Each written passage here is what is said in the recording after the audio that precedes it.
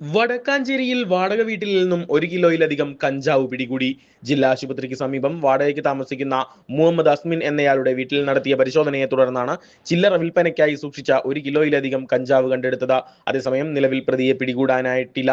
വടക്കാഞ്ചേരിയിലും സമീപ പ്രദേശങ്ങളിലും കഞ്ചാവ് വിൽപ്പന നടത്തുന്ന പ്രധാന കണ്ണികളിലൊരാളായ മുഹമ്മദ് അസ്മിൻ എന്നയാളാണ് പ്രതിയെന്ന് എക്സൈസ് ഇൻസ്പെക്ടർ ജീൻ സൈമൺ അറിയിച്ചു. പരിശോധനയിൽ എക്സൈസ് ഇൻസ്പെക്ടർക്ക് പുറമെ എക്സൈസ് ഉദ്യോഗസ്ഥരായ KN Mohandas, PP Krishnakumar, P Ratheesh, KH Noorja, Yadul Krishna, Akhil Mohan, Anil CB എന്നിവരുമുണ്ടായിരുന്നു. അതേസമയം പ്രതികളെ പിടികൂടുന്നതിനായി ഉദ്യോഗസ്ഥർ അന്വേഷണം ഊർജിതമാക്കിയിട്ടുണ്ട്.